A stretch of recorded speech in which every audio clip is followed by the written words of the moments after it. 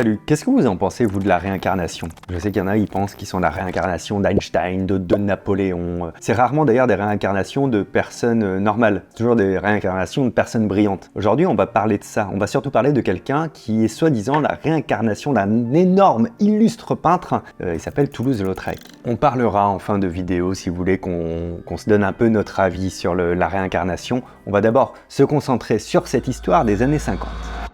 Et l'histoire se passe dans une grande exploitation de Californie où il y a une douzaine de vachers qui travaillent, donc s'occupent du bétail, dont William Lawrence, bon on va dire Lawrence avec l'accent français, qui travaille et qui est le plus mauvais d'ailleurs d'entre eux. Il a 35 ans, il habite dans la ferme où il a une petite chambre pour lui, il n'en sort pas beaucoup, il a un physique tout à fait normal, plutôt discret. Discret mais maladroit. Il fait pas mal de bourdes, c'est pas un bon cavalier, il monte pas très bien à cheval. Quand c'est lui qui emmène le bétail, ça lui arrive de perdre des bêtes. Alors pourquoi il est autant apprécié quand même dans l'exploitation? C'est parce qu'il est rigoureux et loyal. Il est toujours à l'heure, il essaie toujours de faire de son mieux, il écoute tous les ordres qu'on lui donne, contrairement aux autres vachers qui sont meilleurs que lui, mais qui sont un petit peu plus autonomes et un peu moins fiables. Et je vous parle d'un jour précis où William est à cheval, il essaie de faire entrer le bétail dans l'enclos, il galère comme d'habitude, les bêtes prennent la mauvaise direction, le dirigeant, le patron de l'exploitation le traite de bon à rien, bon ça se fâche, tant bien que mal, il réussit à finir son travail avec l'aide de l'exploitant, du propriétaire, et il retourne à l'étable pour y déposer son cheval, plus précisément sa jument. Et quand tu montes une jument, il y a quelque chose qu'il ne faut pas faire, c'est croiser un étalon, parce que ça peut rendre la jument nerveuse. Évidemment, vous en doutez, William va croiser un étalon parce qu'il ne prend pas ça en compte. Manque de bol, la jument devient nerveuse et du coup elle met à faire des ruées et elle les jette et il tombe sur le sol la tête la première. Il n'est pas mort mais il est très mal en point, il est emmené à l'hôpital et c'est là que l'histoire de la réincarnation va commencer. L'histoire elle est passionnante et elle va vous faire vous poser plein de questions comme moi d'ailleurs au fur et à mesure, certaines vont trouver la réponse, mais si vous aimez les histoires, avant de poursuivre je vais prendre quelques secondes pour vous présenter le sponsor du jour. Là des histoires vous allez en avoir. Parce que le sponsor du jour, c'est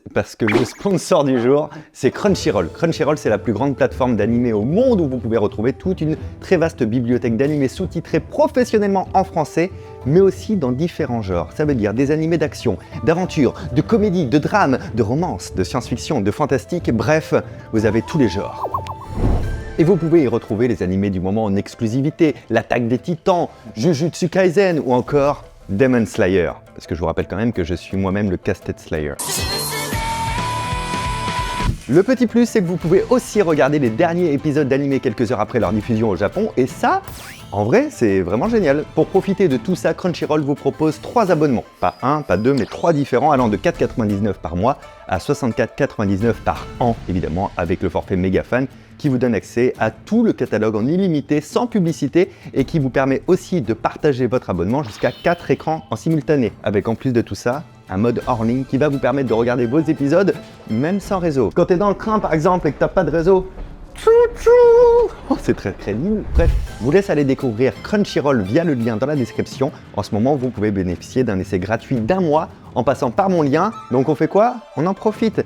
Et petit bonus du coup, comme je suis le Casted Slayer, n'hésitez pas à regarder Demon Slayer. Je vous garantis, vous n'allez pas le regretter.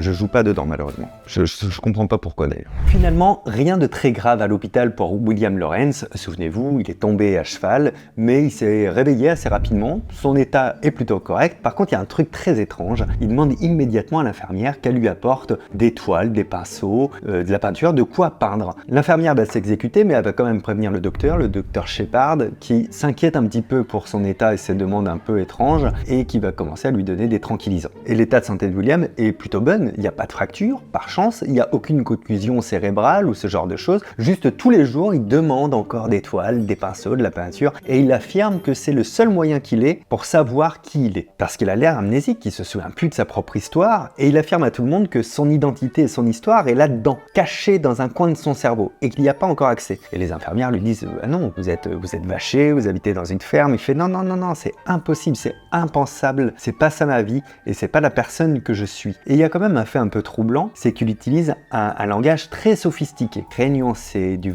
vocabulaire un petit peu de la haute, en tout cas clairement pas le langage d'un bâché. Alors le personnel médical s'exécute et lui donne de quoi peindre, vraiment toutes les toiles qu'ils ont trouvées à disposition, toute la peinture, tous les pinceaux, et là William rentre dans une sorte de frénésie, un truc un petit peu compulsif, et il va peindre des danseuses, des hommes, du French cancan, des scènes de personnages en haute forme. Il va faire une toile immense et il va signer la toile. À la toute fin, ce sera son dernier coup de pinceau. En bas à droite, il va marquer Toulouse-Lautrec. Pour William Lawrence, ça fait aucun doute, il est Toulouse-Lautrec. Et attention, il ne dit pas qu'il l'est là instantanément, il dit qu'il est sa réincarnation, que Toulouse-Lautrec est en lui. Et vous verrez que cette nuance, elle fait sens et elle a un intérêt précis plus tard dans l'histoire. Alors, si vous n'êtes pas des grands férus de peinture, vous avez peut-être déjà entendu Toulouse-Lautrec, soit son nom, soit parce qu'une place porte son nom. C'est un peintre qui a autant de reconnaissance aujourd'hui qu'un Picasso, par exemple. Alors une fois qu'il va aller mieux, il va pas repartir à la ferme, il part à San Francisco, il s'installe là-bas, il se construit un petit atelier, il commence à peindre, il signe toujours l'étoile Toulouse-Lautrec, et tout San Francisco commence à s'intéresser en fait à son travail, parce que les toiles sont très belles, le coup de pinceau est vraiment le même coup de pinceau que Toulouse-Lautrec, alors il signe bien évidemment Toulouse-Lautrec, mais toujours en prétendant et en expliquant qu'il est sa réincarnation, et beaucoup, à San Francisco, même dans les marchands d'art, commencent à le croire. Jusqu'au jour où il est en train de peindre dans son atelier, ça frappe à la porte, il ouvre, une personne se présente comme étant George O'Brady. Alors vous connaissez pas, mais à l'époque son nom-là est très connu dans ce milieu-là. C'est le plus grand marchand d'art et il possède la plus grande galerie de Californie. George O'Brady, lui, il découvre pas le vacher qu'on lui avait expliqué, le petit gringalet, un petit peu timide, qui essayait surtout de pas être vu. Il découvre un jeune homme avec une barbe de 3 jours, avec les cheveux longs, qui sent l'alcool et qui visiblement ne sort jamais de son atelier. C'était le cas. Il sortait jamais, il passait ses journées à peindre et il refusait toutes les visites. D'ailleurs, au moment où il ouvre la porte, à la base, c'est pour dire à la personne qui frappe de ne pas rentrer. Mais là, intrigué par le nom qu'il vient d'entendre, il le fait rentrer, il discute un petit peu. Et George O'Brady va lui dire « Je ne crois pas du tout en votre histoire de réincarnation, moi je pense que vous êtes un faussaire, mais par contre, je pense que tout le monde y croit et ça m'intéresse. » Alors il lui dit « Voici le marché.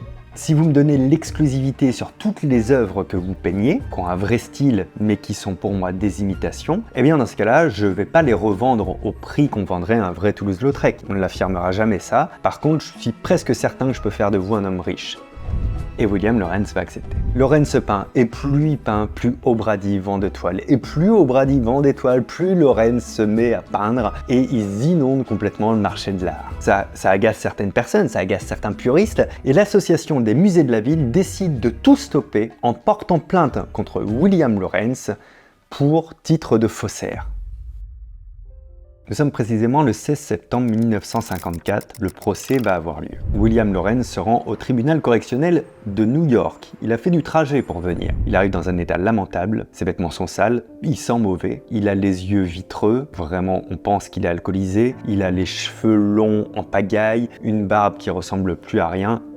Il est même secoué de sorte de, alors pas ces tics nerveux là, mais de tics nerveux. Pas de surprise, la partie civile commence à étayer son argumentation, mais elle conclut en affirmant que William Lawrence est un faussaire et qu'il vend des toiles qu'il fait passer pour de véritables Toulouse-Lautrec et qu'il faut le condamner pour ça. La démonstration est brillante, rien n'a été oublié, aucun détail, et pourtant la défense sourit patiemment dans son coin pendant toutes les explications de la partie civile. Pourquoi ? Parce que leur défense, elle va tenir en une chose, mais de taille. Elle dit oui, tout ce qui a été dit a été vrai sauf un point. Notre client n'a jamais affirmé que ces toiles dataient de Toulouse-Lautrec. La nuance, elle est là. En fait, il n'a jamais dit que c'était des originaux de Toulouse-Lautrec. Il a toujours prétendu qu'il était lui-même la réincarnation de Toulouse-Lautrec. Et toutes les toiles ont été vendues en connaissance de cause comme étant peintes par William Lawrence, qui prétend être la réincarnation de Toulouse-Lautrec. Et d'ailleurs, c'est pour ça que les toiles avaient ces prix-là, qui étaient des prix chers, mais qui n'étaient pas des prix aussi chers qu'un original de Toulouse-Lautrec. Le propre du faussaire, ça aurait été de faire croire que c'était des toiles originales, et ça, Lawrence n'a jamais dit ça, au contraire, il défend le fait d'être une réincarnation. Et là, je vous le dis, mais c'est pas simple, imaginez, vous faites partie du jury, limite vous êtes le juge de l'affaire. Qu'est-ce que vous concluez ? Est-ce que c'est un faussaire ou est-ce que c'est pas un faussaire ? Ça demande vraiment à réflexion, c'est pour ça que l'affaire a été mise en délibéré, et il a fallu 6 mois avant de recevoir le verdict final. Le verdict final, je ne sais pas ce que vous en pensiez vous, mais c'est que Lawrence est déclaré comme étant non coupable, il n'est pas déclaré comme faussaire. La nouvelle fait sensation, William Lawrence peut du coup continuer à peindre, mais en plus de ça, ça lui fait une promo de fou. C'est-à-dire qu'avant c'était tout San Francisco, un petit peu New York qui parlait de lui, là ce sont tous les États-Unis qui parlent de lui, qui s'intéressent à ses toiles et qui se posent la grande question, est-ce que vraiment c'est la réincarnation de Toulouse-Lautrec ou est-ce qu'il fabule? Et ça va défiler à l'atelier, tout le monde y va, les journalistes essaient d'avoir un contact avec lui, il veut pas les recevoir, des médiums, des spécialistes de l'occultisme vont vouloir le rencontrer pour voir si oui ou non il y a le fantôme de Lautrec en lui ou est-ce qu'il est une réincarnation, en tout cas par curiosité ou parfois pour prétendre pouvoir démêler le vrai du faux. Eux aussi, il ne voudra pas les recevoir, en tout cas c'est pas compliqué, il ne veut voir que Georges O'Brady et personne d'autre. Et pourtant ils vont pas se voir souvent, à part pour certaines livraisons, et encore souvent le transport est assuré par des tiers, que Georges O'Brady qui va pas faire ce travail-là lui-même. Georges O'Brady va néanmoins le voir une fois, le 8 avril 1955. Il trouve William Lawrence dans un état lamentable, très fortement alcoolisé, dans un état physique et même d'hygiène pire que ce qu'il a connu avant de William Lawrence. L'atelier, c'est un capharnaüm, c'est un désordre sans nom. Les dernières toiles sont même pas terribles, le coup de pinceau commence à se perdre. On est sur une déchéance. Sauf qu'avec le temps, Georges O'Brady, au-delà du business, il s'est pris d'affection pour William Lawrence. Et il lui demande en fait de lui promettre d'arrêter de boire et de se reprendre en main. Il fait pas ça pour sauvegarder son business, il fait ça parce que il sait qu'il est le seul ami de William Lawrence et il sait qu'au fond, ce type-là est un chic type. Alors O'Brady va pas aller par quatre chemins. Il lui dit, écoute William, t'as été très fort avec ton histoire de réincarnation. Franchement, c'était un coup de génie parce que du coup, t'as pu peindre sans jamais être inquiété ou traité de faussaire. Mais visiblement, tu le vis mal, ça te rend malade. Et je pense que c'est ça qui fait que tu te plonges dans cet alcoolisme à cause de ce mensonge. Alors tu sais quoi? Il faut que tu payes dans ton nom maintenant. Il faut que tu arrêtes avec cette histoire de réincarnation. Il faut que tu dises que le don t'est passé ou que tu t'es trompé ou ce que tu veux. Tu as gagné énormément d'argent. De quoi vivre toute ta vie sans jamais t'inquiéter du futur ou de tes ressources financières. Donc, débarrasse-toi de ça, débarrasse-toi de cette histoire de réincarnation, peins pour toi si tu as envie de peindre, mais arrête de te rendre malade avec cette histoire. Sauf que Lawrence affirme toujours être Toulouse-Lautrec. Il dit non, je suis Toulouse-Lautrec. Mais il est inquiet pour une autre raison. Toulouse-Lautrec est mort à 36 ans et Lawrence vient de fêter ses 36 ans très récemment. Le 6 juillet 1954, à la une des journaux, on apprend que William Lawrence a été retrouvé mort. Il s'est jeté du Golden Gate à San Francisco, volontairement, c'est pas un accident, et on a retrouvé son cadavre. Les autorités se rendent à son atelier et ils vont retrouver tout un livret contenant les confessions de William Lawrence, tout ce qu'il avait à dire avant de commettre l'irréparable. Et la première chose qu'il est dit dans ses confessions, c'est que Georges O'Brady avait raison. Il avait inventé toute cette histoire de bout en bout dans un seul but, gagner de l'argent, et il explique à quel point il était étonné que personne s'en soit rendu compte. Avant d'être bâché, William Lawrence habitait à Paris. Il étudiait aux Beaux-Arts et à sa sortie de l'école, personne n'était intéressé par ses toiles, tout le monde les trouvait un peu basiques, voire minables, sauf certains acheteurs qui étaient très intéressés par ses reproductions, parce qu'a priori, il avait un talent pour reproduire les toiles des grands maîtres, sans en faire défaut, évidemment, juste pour faire de la reproduction. En particulier, il arrivait assez bien à calquer le style et le coup de pinceau de Toulouse-Lautrec. Lui, ça ne l'intéressait pas, donc il est rentré aux États-Unis et il a été prendre ce petit job de vacher pour un peu enfouir et enterrer ses rêves d'être un jour un grand peintre, jusqu'au jour où il a fait sa chute à cheval, qui n'était pas préméditée. Et quand il s'est réveillé à l'hôpital, qu'on lui a dit qu'il avait chuté à cheval, ça lui a rappelé la chute qu'avait fait Toulouse-Lautrec lui-même quand il était petit.